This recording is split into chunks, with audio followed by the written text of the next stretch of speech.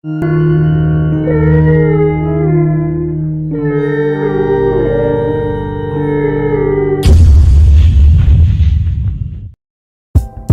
for a moment, imagine. What would happen if you took some of Tim Burton's animated fantasy horror movies that were watched by children? For example, his 2002 movie Caroline, his 2005 feature Corpse Bride, or even his classic that started it all, the 1993 Nightmare Before Christmas.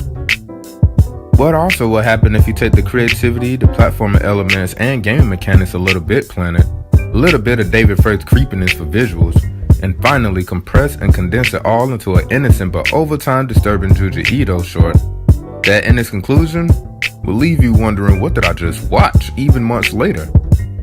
If you want to know what will happen if you take all of these elements and blended them together, you will get Tatsuyer's The Little Nightmares. In this game, you play as a character that goes by the name of Sitz, who traverses this massive ship known as the Maw. Throughout your journeys, you run into terrifying and disfigured people who obviously do not want you around. What happens to you if caught is left up to your sick and twisted imagination. The reason is not given, and as a matter of fact, the story of this indie game is not really given to you, nor is there dialogue period that will give you any notion of what is going on. For that, I guess you may have to pick up the other medias of Little Nightmares, such as the comics and possibly the television show I hope comes to fruition. But other than that, the story is open to your interpretation, and your only clues is the Maw itself, the characters, and how they interact with the setting, and more importantly, to each other. Certain segments of this game leaves more questions than answers, which is not always a bad thing. How this game is presented to me reminds me of some of the ideologies that comes from what critically acclaimed Audrey Nefeneker practices within her crafting of stories. A technique used to allow her readers to become more engaged and fill in the blanks she purposely left open for the reader to fill in. About that. In this game, it is allowing the player to draw their own conclusions.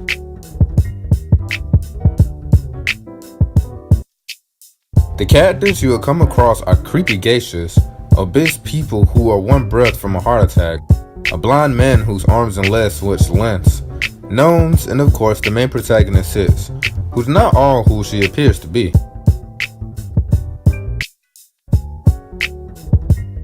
The visuals are disturbing and beautiful. It's something I can only describe as a child's worst nightmare. The character designs are the equivalent of what I guess an infant's perspective might be on an unfamiliar person or environment they may find frightening. For example, something that may appear playful to a child may seem dangerous to adults. Hey, here comes the trolley captain!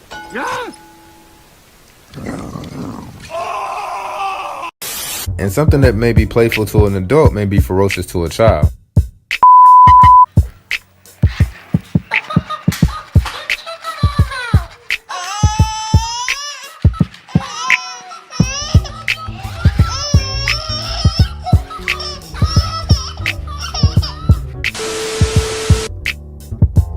During my playthrough of the game, the controls was something that took some getting used to.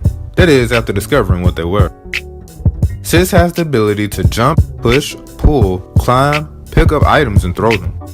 For advanced controls, she also possesses the ability to run and slide, which comes in handy later on in the game. Sitz also possesses a lighter which can be used to light the darker areas. And trust me when I say that there are things in the dark that will end you if you are unaware of their presence. The controls feel a bit stiff at first, but once you get past the learning curve, it becomes second nature. There are events in this game where your knowledge of the controls become critical while going through obstacles that could determine whether you survive or other. One of the problems I encountered was due to the 2.5 dimensional direction, where the player could mistake the distance between where they are positioned in correlation to their desired destination. Meaning that you can be led astray based off of your point of view, where jumping over a ledge to reach the other side can result in death if you're not standing just right.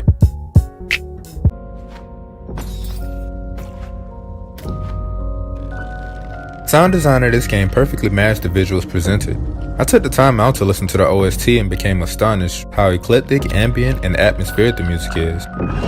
Songs like Prison Toys, The Death Waltz, and Beneath the Waves contain an innocent, playful, simplistic melody that becomes even more grandiose as it plays, the somewhat weird but dark undertone. Since I am personally a huge fan of artists like Miguel Baptista Benedict and Lorne, the vibes of these musical orchestrations was something I thoroughly enjoyed. Shouts out to Tobias Leger for providing the atmospheric setting and tone of this game through his music. In certain sections of the game, the music is strategically absent, which raises the tension and anxiety of the player.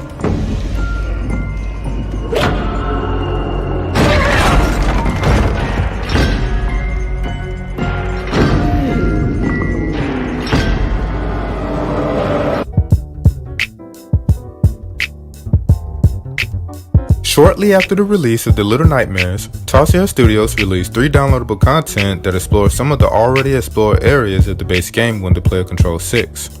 The name of the 3 DLCs were The Secrets of the Mall, The Depths, and The Hideaway. In substitution of 6, another character by the name of the Runaway Kid is now the protagonist the player will gain control of. The origins of this character and motives are again placed in mystery. However, certain questions about characters such as the gnomes you encounter throughout The Little Nightmares are answered. What becomes of the Runaway Kid, though, serves as another example of how relentless and unforgiving this world is. After completing the game, the title Little Nightmares kinda made me wonder who exactly was the nightmare in this scenario. I began thinking about the novel I Am Legend. Many people saw the movie adaptation of it, but the movie did a complete 180 of what the crucial lesson of the original story was hinting at. You see, in the novel, the main character was assumed to be the hero because throughout the history of horror, since its inception at least, society views vampires as monsters and the humans who battle them heroes. Why? Because we as the viewers can relate to how a human would react if encountered by such a stereotypical feared creature. The movie depicts this concept and knows that the audience will find themselves victim to such of an obvious setup. However, in the novel, the world was overrun by vampires, but they developed a functional society whose way of life was substantial to their ecosystem. To them, being a vampire was a generally accepted normality. But if this is the fact, who do you think to them was the boogeyman and monster to be feared? That's right, the human protagonist whom the reader was convinced to be justified in slaughtering the vampires. It is possible that Six was the nightmare. Nothing was ever hinted of her being the protagonist, nor was she portrayed as being the innocent one who was a victim of her circumstances.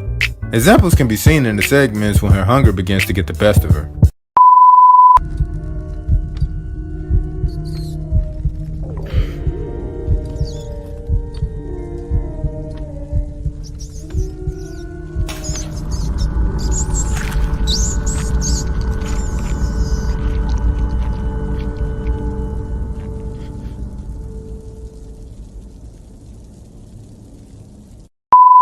This is just an example of how one's perspective and reality could change with information given. But in The Little Nightmares, the player is thrown into this world without backstory nor understanding why things are the way they are. This leads the player to doing what Stephen King said. Sometimes holding back can lead to ambiguities that the auteur or the author, depending on film or book, didn't intend. So even now, individuals are coming up with their own theories, speculations, and their own interpretation of what the story of Little Nightmares symbolizes, represents, and means to them. Bottom line, this game is definitely a must-play. The Little Nightmares is now available on the PlayStation 4, Steam, Xbox, and for the Nintendo Switch. And remember, you are what you eat.